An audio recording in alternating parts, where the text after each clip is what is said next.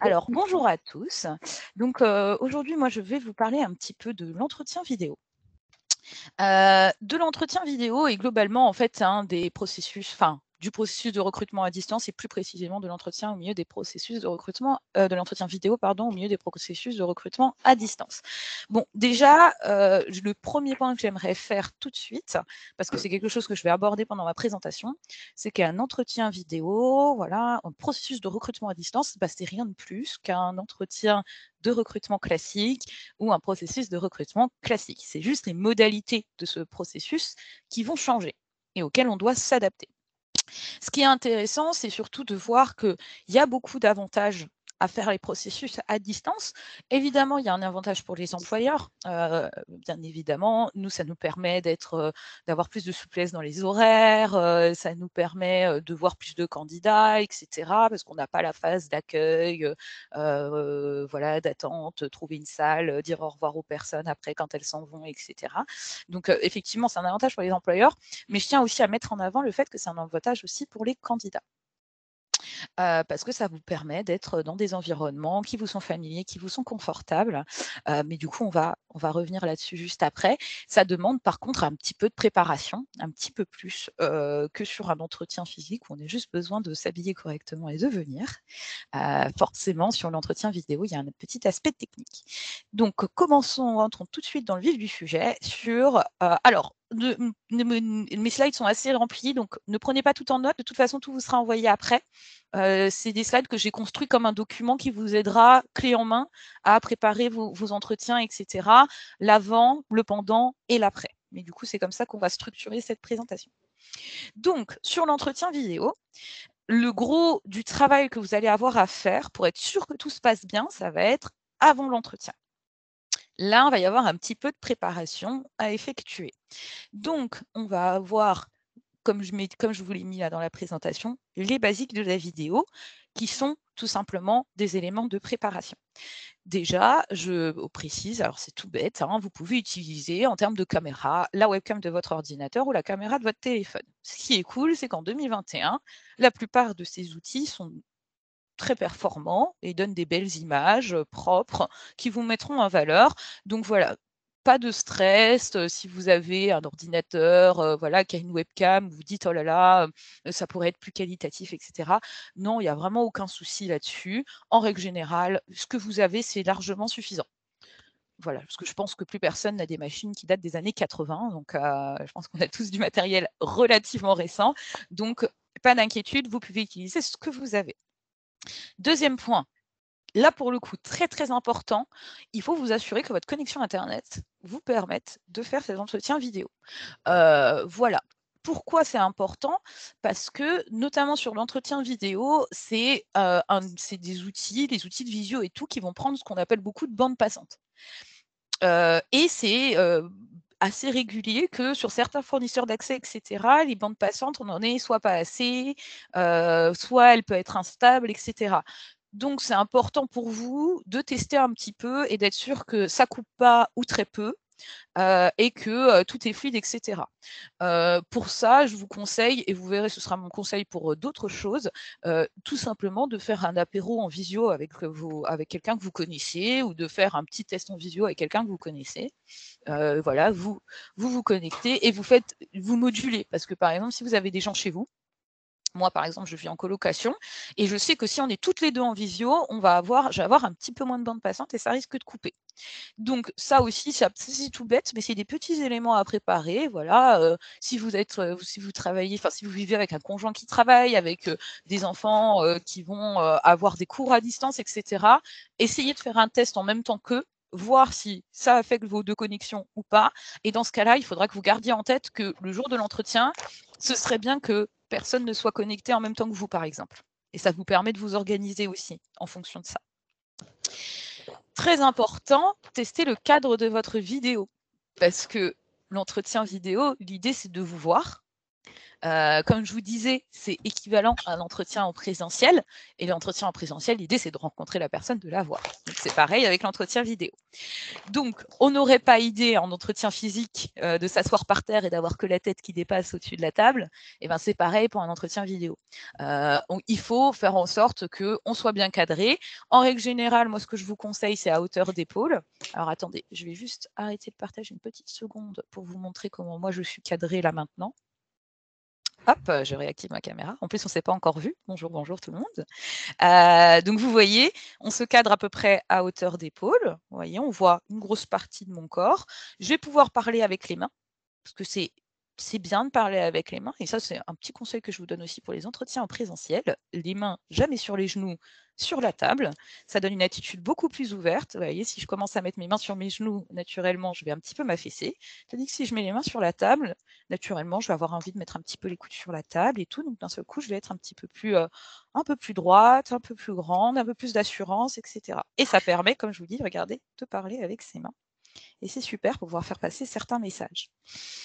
Donc voilà, donc ça, il faut faire bien attention. Et pareil, c'est des petites sessions de test. Vous n'êtes même pas obligé, pour le coup, de vous connecter avec quelqu'un. Vous pouvez juste prendre un outil, vous regarder, et puis bien vous assurer que vous êtes bien cadré. Et une fois que vous êtes bien cadré, soit vous touchez plus à votre ordinateur, vous le laissez à la même place, et comme ça, vous êtes tout le temps bien cadré, soit vous notez un petit peu comment vous avez fait. Et une fois, de toute façon, que vous l'avez fait, naturellement, ça viendra facilement. Hop là, donc je vais juste vous repartager mon écran. Tac, tac, tac. Hop. Hop. Voilà, pareil, il faut faire très attention à la lumière. Donc vous voyez, enfin vous avez vu avant que j'étais plutôt bien exposée, on me voit bien, voilà, on n'est pas surexposé. Bon, j'espère que je ne vous ai pas fait mal aux yeux avec mon super t-shirt, mon super pull jaune. Mais l'idée, c'est de ne pas faire mal aux yeux aux recruteurs en étant surexposé, c'est-à-dire beaucoup trop de lumière et on ne vous voit pas. Et aussi, excusez-moi, de pas être sous-exposé, c'est-à-dire pas assez de lumière et qu'on ne vous voit pas du tout. Et ça peut être un peu embêtant aussi. Donc moi, ce que je vous propose pour essayer de faire ça le mieux possible, encore une fois, c'est des tests. De toute façon, il faut vous organiser un test où vous allez pouvoir checker ces différents points. Encore une fois, vous aurez cette présentation qui vous sera envoyée. Donc n'hésitez pas à la prendre, à l'imprimer et à faire des checks une fois que vous êtes sûr que tout est testé. Ça peut être un bon moyen de rien oublier. Voilà. Et donc, sur la lumière, l'idéal, moi, c'est mon petit conseil parce que c'est le plus simple, excusez-moi, c'est tout simplement de se mettre à un endroit, si vous en avez un, à un côté d'une fenêtre avec un rideau. Ça paraît tout bête, mais ça permet de un petit peu gérer la lumière et d'avoir une lumière plus ou moins forte, plus ou moins basse en fonction de la luminosité de la journée. Et aussi, si vous passez, on est en hiver, et ça paraît tout bête, mais si vous passez un entretien en fin de journée, la lumière va beaucoup changer dans votre pièce pendant l'entretien. En 1 heure, le soleil peut être complètement couché. Donc, en étant à côté d'une fenêtre, ça vous permettra d'ouvrir un peu plus les rideaux ou de les fermer un peu plus. Et aussi, du coup, si vous avez des lumières en plus, c'est idéal pour pouvoir un petit peu gérer les lumières si jamais vous avez besoin pendant l'entretien. Voilà. Et enfin, on fait très attention au son. Voilà, ça c'est un conseil que toute personne qui travaille sur internet, crée des vidéos, etc., vous donnera. Le son, c'est l'essentiel, c'est le principal. Forcément, puisqu'on est en entretien, donc l'idée c'est de pouvoir vous parler et qu'on puisse échanger. Donc le son, c'est ultra important. Et là, pour le coup, encore une fois, le conseil, c'est de faire une visio avec quelqu'un, vous poser avec la personne, et encore une fois, joignez l'utile à l'agréable parce qu'un process de recrutement, ça ne doit pas être quelque chose de douloureux, de dur, etc. Il faut aussi que vous y retrouviez dedans, que ça vous permette de vous accomplir, etc. Donc, au lieu de faire des tests tout bêtes qui vont vous stresser en pensant à l'entretien, n'hésitez pas à contacter quelqu'un que vous n'avez pas vu depuis longtemps, faire un apéro en visio. Ça vous permettra de tester tout d'un coup, d'une manière plutôt sympathique, et aussi, ça vous permettra de tester l'éventuel outil d'entretien vidéo. Parce qu'en règle générale, les entreprises utilisent des outils gratuits. Donc, une fois que vous avez vu quel outil vous allez utiliser, et si on ne vous le dit pas, n'hésitez pas à demander. C'est un très bon signe envoyé aux recruteurs. Si vous envoyez un petit mail en disant « Bonjour, voilà, j'aimerais me préparer à notre futur entretien en vidéo. Quel outil utilisez-vous afin que je puisse au mieux préparer cet échange ?» Voilà, si vous pouviez me dire quel outil vous utilisez, etc. Comme ça, voilà, le recruteur vous enverra les infos si vous ne les a pas déjà données en amont. Et c'est un très bon signe envoyé au recruteur parce que ça montre que vous êtes motivé, que vous avez envie de réussir le mieux possible, etc. Donc, n'hésitez pas à faire ça parce que c'est vraiment la meilleure méthode pour être sûr que tout soit bon. Vous voyez que moi actuellement, enfin vous avez vu tout à l'heure que moi actuellement j'ai un casque avec un micro, donc c'est évidemment le plus pratique. Mais encore une fois, pas de stress, pas de pression. Si vous avez juste une paire d'écouteurs avec un petit micro comme les écouteurs d'iPhone, c'est très bien. Sachez qu'il y a des journalistes qui filment des interviews et qui captent des voix avec les micros d'iPhone. Donc c'est des micros qui ont des bonnes qualités.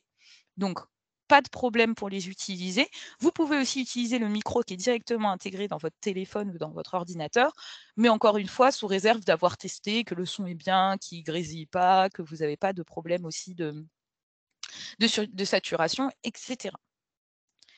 Voilà, alors ça, c'était vraiment pour la partie vidéo. Ensuite, je voulais faire un point, parce que encore une fois, l'entretien vidéo, c'est un entretien classique sur, avant l'entretien vidéo, je prépare la vidéo, mais je prépare aussi l'entretien en lui-même. Donc, qu'est-ce que je fais pour préparer mon entretien?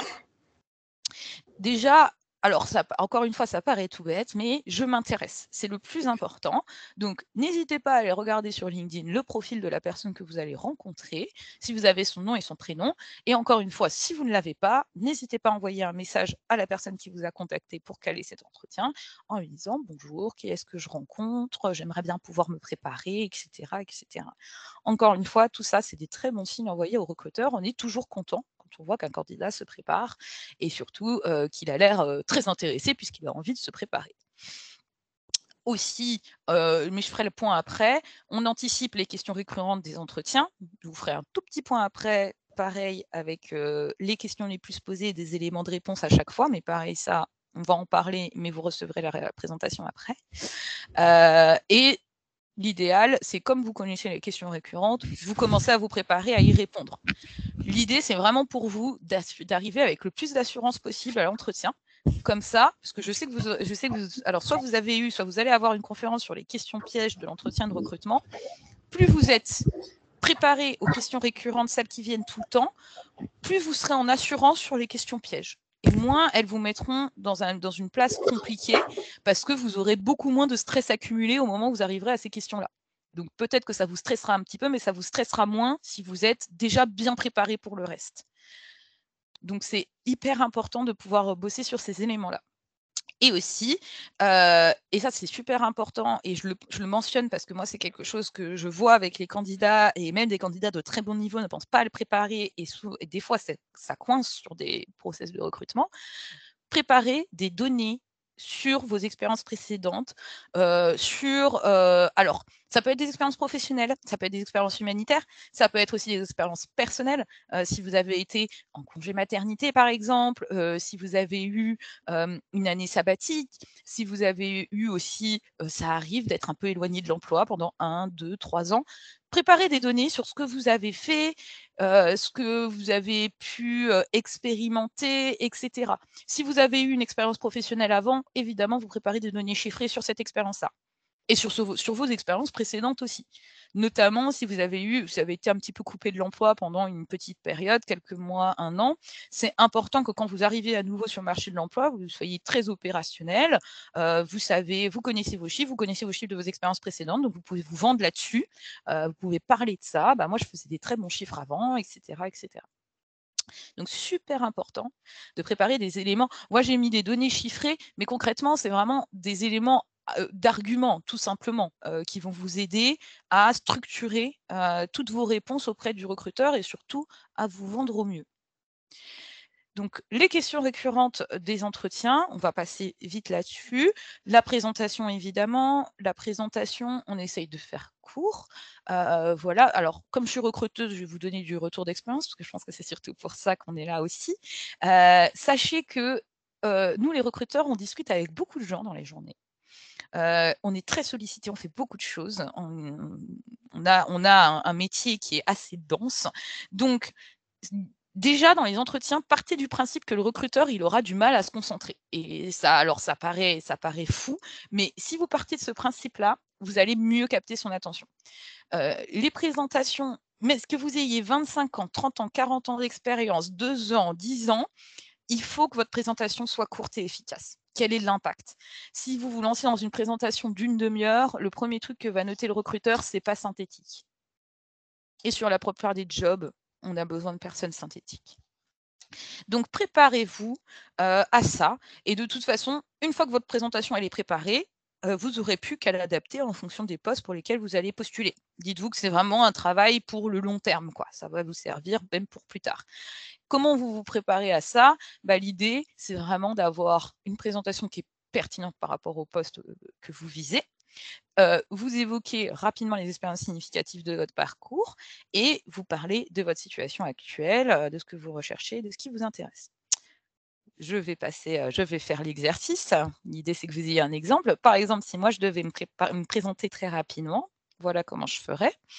Donc, moi, je m'appelle Mathilde Brosset, ça vous le savez. Je suis Talent Acquisition Manager au sein du groupe Clever Connect, le groupe Clever Connect qui édite des solutions à destination du recrutement. Avant ça, je suis diplômée d'un master RH que j'ai eu en 2018, au cours duquel j'ai fait une alternance au sein du groupe Canal en tant que Talent Acquisition Manager et Campus Manager. Mes missions principales sur ce poste a été de coordonner le recrutement des 500 stagiaires et 100 alternants annuels du groupe. Ensuite, j'ai trouvé un CDI, voilà, dans un cabinet de recrutement dans lequel je ne suis restée que 3 mois, car je suis partie à la fin de ma période d'essai, car ce métier-là ne me plaisait pas. Voilà. Suite à ça, j'ai trouvé un autre emploi au sein du groupe Clever Connect en tant que d'abord Talent Acquisition Manager et aujourd'hui International Talent Acquisition Manager. Ça fait 2 ans et demi que j'y suis. Et dans l'hypothèse où je cherche un emploi, je terminerai comme ça en disant, voilà, aujourd'hui, si je suis là devant vous, c'est pour chercher un nouvel emploi, une nouvelle opportunité. J'ai envie de découvrir des nouvelles choses. J'ai l'impression d'avoir peut-être fait le tour de mon poste. Et surtout, j'ai envie d'apprendre parce que moi, c'est ça qui m'intéresse. J'aime apprendre des nouvelles choses. Donc, c'est pour ça qu'aujourd'hui, je postule à votre offre de Talent Acquisition Manager et c'est pour ça qu'aujourd'hui, on échange ensemble. Voilà, si vous avez des questions, n'hésitez pas. Vous voyez, j'ai fait 1 minute à peu près, 1 ou 2 minutes. Alors, j'ai conscience que j'ai un parcours, voilà, que je suis assez jeune. Mais vous voyez, on peut mélanger les missions principales, des données chiffrées et les éléments de choses qui m'intéressent. Vous voyez, moi, j'ai tout orienté sur du recrutement. Mais si je candidatais, par exemple, à un poste en com, j'aurais dit que chez Canal, j'ai eu des missions de communication RH, etc. Je l'aurais orienté différemment. Mais vous voyez, bon, moi, forcément, ma présentation, je la connais très bien. Je me présente à tous mes candidats dans tous mes process de recrutement. Donc, c'est quelque chose que j'ai fait énormément. Mais voilà, c'est vraiment, moi, c'est un travail qui m'a aidé, que j'avais préparé quand je cherchais de l'emploi déjà avant de rejoindre le groupe Clever Connect et que finalement, je réutilise tout le temps jusqu'à aujourd'hui.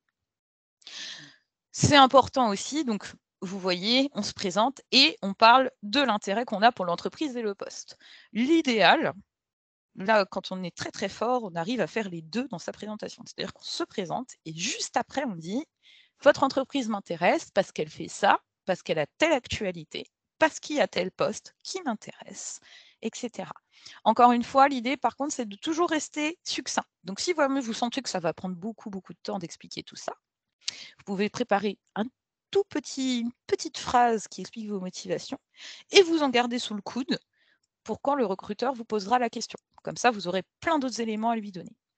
Mais l'idée, c'est de bien se préparer à cette question-là, parce que c'est sûr, à 100%, on va vous demander de vous présenter et on vous demandera les motivations pour le poste et l'entreprise.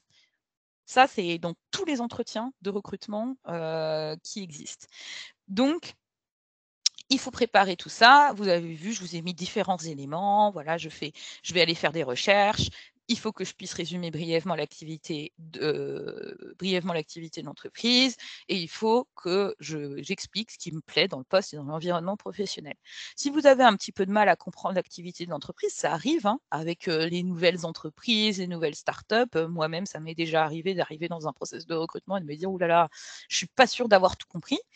Déjà, si vous avez fait l'effort de faire des recherches et vous dites, voilà, moi, ce que je vois, c'est que Clever Connect, ils ont différents sites d'emploi, vous avez Météo Job et tout. Après, je ne suis pas sûre de tout comprendre sur les autres solutions. Est-ce que vous pourriez m'expliquer? Vous avez le droit de ne pas savoir et vous avez le droit de demander des explications. Mais seulement si vous avez fait aussi votre travail en amont. Comme ça, le recruteur, il est à l'aise et puis il se dit: «Ah bah super, bah, je vais lui expliquer plus en détail». Voilà, il n'y a pas de mal à pas comprendre. Par contre, ce qui va être pénalisant, c'est de ne pas se préparer. Dans les questions récurrentes, évidemment, on va avoir l'exemple d'une réussite professionnelle ou d'un projet sur lequel vous avez eu un impact. Donc, l'idée, c'est surtout, il faut être assez smart dans l'expérience l'expérience ou le projet que vous décidez d'aborder, puisque l'idéal, c'est d'avoir quelque chose avec des données chiffrées, des faits, des choses explicatives, claires, qui permettent au recruteur de bien comprendre quel était votre rôle. C'est super important de bien définir votre rôle. On sait que c'est difficile de venir à un point individuel, mais quand vous présentez une expérience en nous disant: «Nous avons fait, on a fait», on se dit: «Bon d'accord, mais la personne, elle a fait quoi?» Moi, très honnêtement, en tant que recruteuse, je m'en fiche un petit peu de ce qu'ils faisaient les membres de votre équipe. Moi, ce qui m'intéresse, c'est ce que vous faisiez vous, et quelles étaient vos responsabilités, et cetera. Donc ça, c'est très, très important que vous parliez à la première personne. Vous avez le droit de préciser, bien évidemment, voilà, avec mon équipe, moi j'ai fait ça, mais vous passez pas l'entretien pour votre équipe, vous passez l'entretien pour vous-même. Donc la première personne, c'est le plus important. Toujours, toujours à la première personne. C'est j'ai fait et c'est moi qui ai réalisé ça. Voilà. Et aussi, alors je vous l'ai mis parce que ça arrive, moi je sais que dans mes entretiens de recrutement, j'aime pas parler de choses négatives, mais on peut vous demander de parler d'un échec aussi. Donc dans ce cas-là, si vous parlez d'un échec, le plus important, c'est non seulement de parler de la situation, mais de la résolution de la situation. Parce que souvent, en fait, quand on a eu un échec, c'est un échec qu'on peut mettre en contexte, en disant, bah, en fait, là, par exemple, si moi je devais parler de mon poste, ben, j'ai recruté une personne qui est partie au bout de 2 semaines. Bon, c'est un échec de recrutement. Mais qu'est-ce que j'ai fait après? Si je devais en parler, moi, ce que je ferais, c'est d'abord parler de l'échec, mais je passerais plus de temps à expliquer ce que j'ai fait après. Qu'est-ce que ça m'a appris? Comment je me suis organisée après pour relancer le recrutement, pour discuter avec mes managers? Est-ce qu'il fallait changer le poste? Qu'est-ce qui s'est mal passé dans le process? Et cetera. C'est de ça dont je parlerais le plus si je devais parler d'un échec. Et c'est pareil pour vous. En fait, finalement, l'échec, il est juste là pour voir comment vous vous sortez, comment vous réagissez à l'adversité, comment vous êtes face à l'adversité.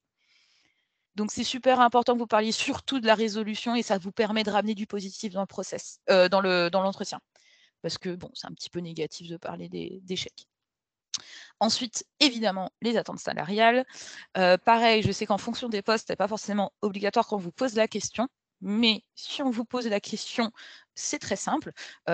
Déjà, il faut avoir des éléments objectifs et carrés qui sont vos rémunérations vos rémunérations précédentes, donc sur votre dernier poste, notamment.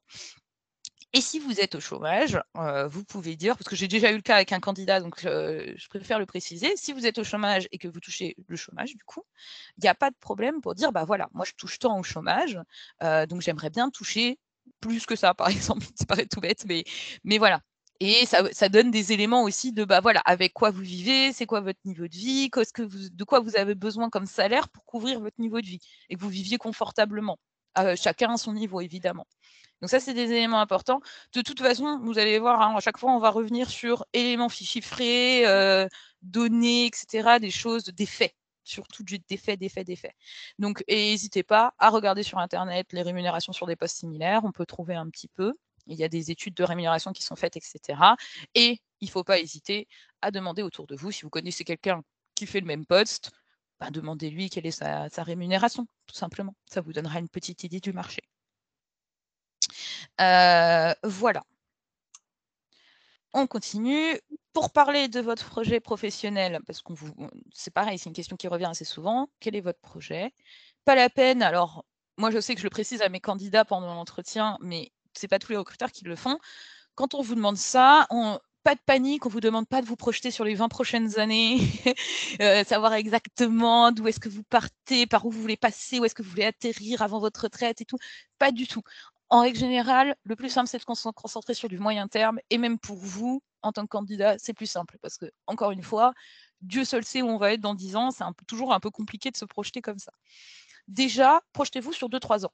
Où est-ce que j'aimerais être dans 2-3 ans? Est-ce que moi, en fait, ce que j'ai envie, c'est juste d'être dans une entreprise, d'avoir un poste stable et qui me plaît. Pour moi, c'est un projet.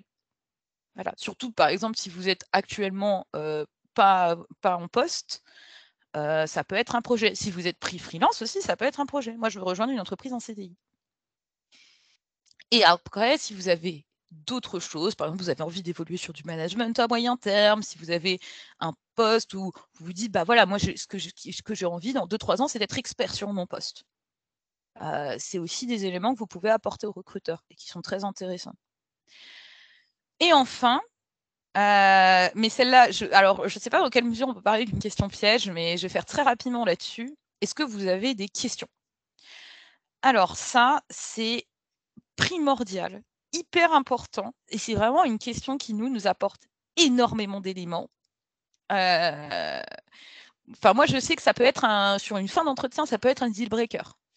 Même sur un candidat qui m'intéresse beaucoup, beaucoup, beaucoup, si le candidat, il a vraiment 0 question, je vais me dire: «Ah c'est dommage quand même». Parce que, bah, si on est intéressé, si on est curieux, des questions, on en a plein. Mais je comprends aussi, parce que moi aussi j'ai fait des process de recrutement, que des fois on a préparé des questions et on a répondu en fait pendant l'entretien à toutes ces questions et que du coup on sait plus trop et en plus on est un peu stressé et déjà juste d'avoir passé l'entretien, d'arriver à la dernière question, on est déjà vidé, fatigué et tout. Donc pareil, pas de problème, la clé, c'est la préparation. Moi ce que je vous recommande, c'est déjà vous préparer à poser des questions. Enfin, vous préparez des questions dans un carnet parce que évidemment, vous ne venez pas en entretien les mains vides, même en entretien vidéo.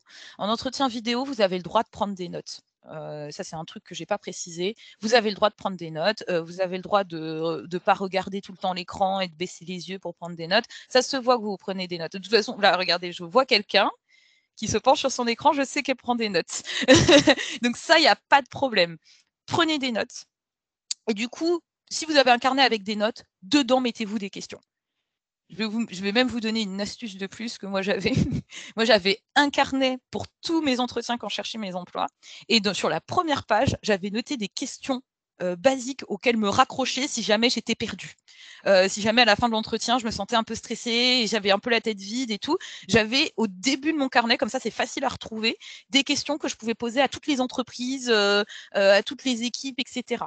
Qui sont des questions un petit peu qui sont intéressantes. Par exemple, demandez aux recruteurs pourquoi vous avez postulé à l'entreprise.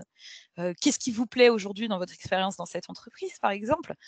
Quelles sont les perspectives de l'entreprise? La stratégie future? Où est-ce qu'on sera dans 5 ans? Quelle est la composition de l'équipe que je vais être amenée à rejoindre? Etc., etc. Encore une fois, je vous ai mis des exemples dans la présentation, vous pourrez les reprendre, mais n'hésitez pas à faire ça. Et pareil, autre conseil pour les questions, pendant l'entretien, dans votre carnet, s'il y a des questions qui vous viennent, notez-les et je ne sais pas, soulignez-les, entourez-les. Comme ça, quand on vous posera la question, quand on vous dira: «Est-ce que vous avez des questions?», vous n'aurez plus qu'à revenir dans votre carnet et à regarder: «OK, je m'étais noté point d'interrogation ici, OK, j'ai une question en fait». Voilà, vraiment la clé, c'est d'être non seulement bien préparé, mais d'être smart pendant l'entretien. Si vous avez des questions qui vous popent dans la tête, vous les posez directement sur le papier. Parce que sinon, vous allez vous retrouver à la fin de l'entretien en disant: Ah, j'avais une question, mais je ne me souviens plus. Et ça, c'est dommage. Évidemment, une fois que vous avez posé des questions super intéressantes, vous avez tout à fait le droit de poser des questions administratives. Moi, dans ma présentation, j'ai mis j'évite les questions trop bateau, mais c'est j'évite les questions trop bateau en premier. Après, une fois que vous avez posé toutes vos questions sur l'entreprise, la composition de l'équipe et tout, vous avez le droit de demander s'il y a des tickets restaurants, vous avez le droit de demander combien il y a de jours de congé, et cetera. Il faut juste faire attention à ce que que vos questions, ce ne soient pas que ça. Il faut faire un petit mix, c'est le mieux. Et c'est ce qui plaît le plus aux recruteurs.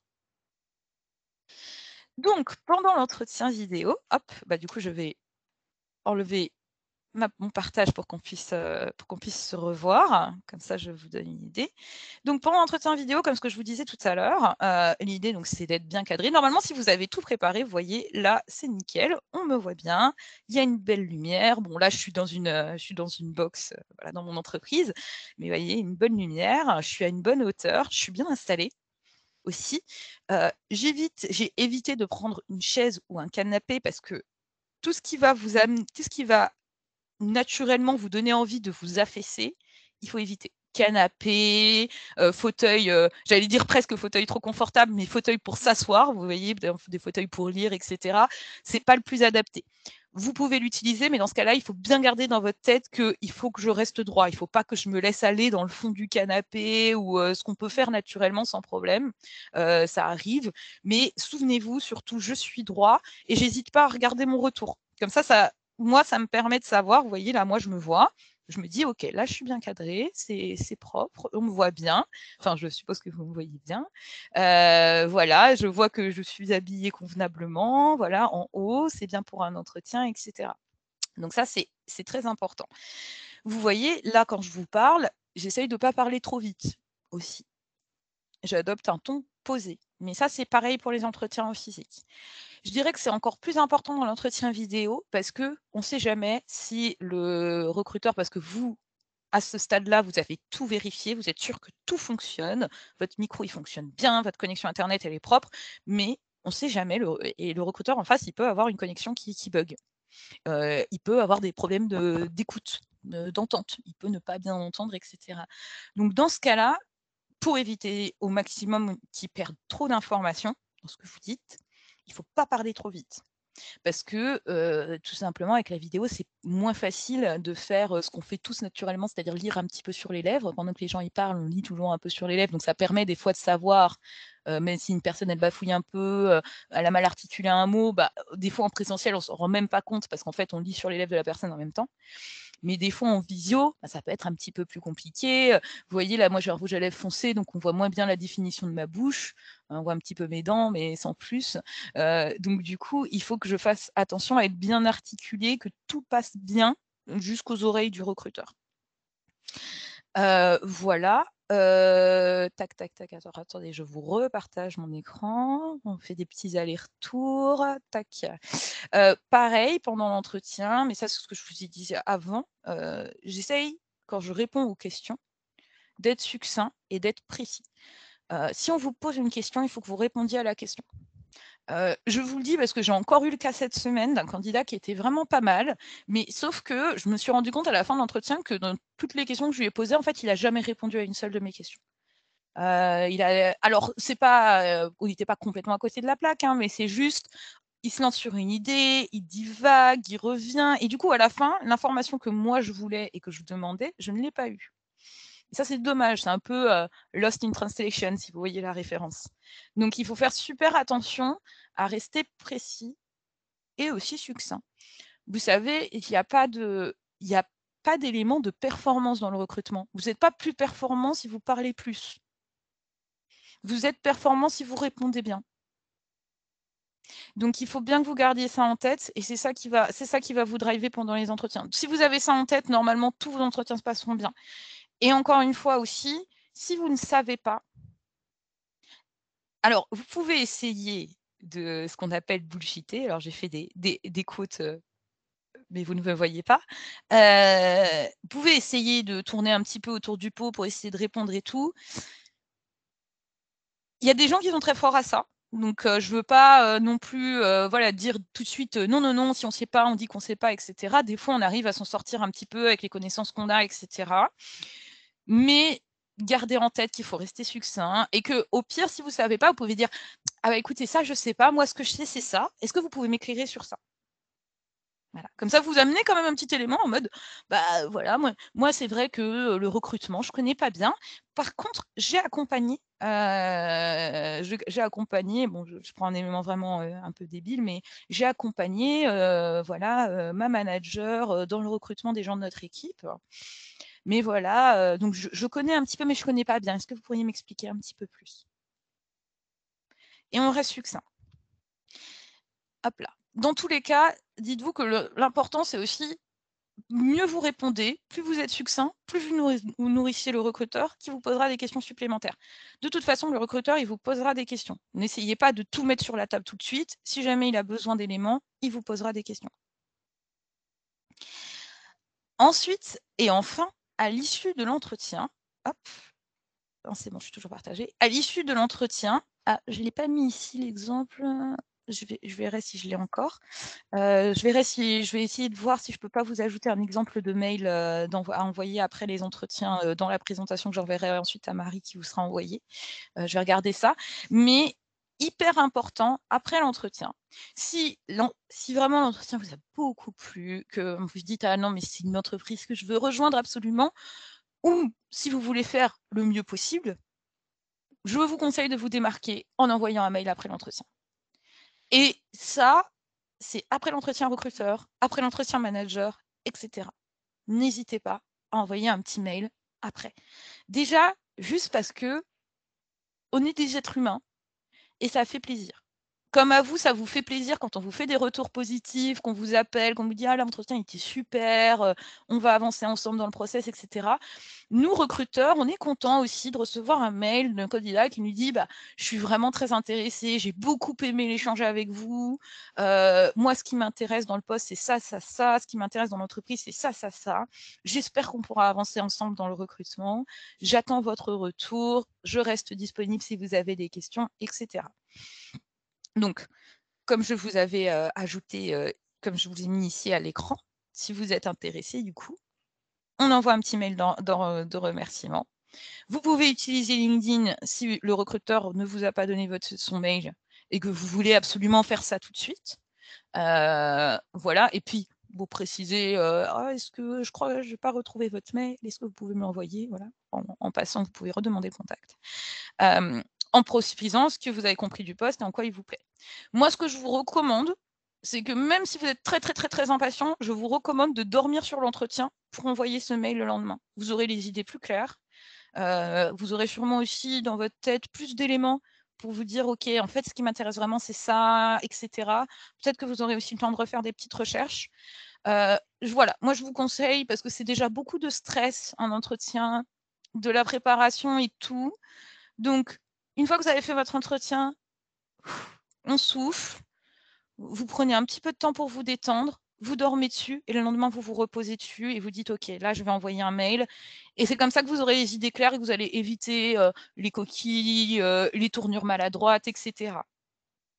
Mais encore une fois, si vous êtes hyper enthousiaste et que vous avez envie d'envoyer un mail tout de suite, bien évidemment que vous pouvez. Il y a pas de Là-dessus, il n'y a pas vraiment de règle, hein. Voilà. Pour ma présentation. Je vais regarder, mais j'avais créé un exemple de mail que vous avez, dont vous pouvez vraiment vous réinspirer et que vous pouvez envoyer après aux différents recruteurs.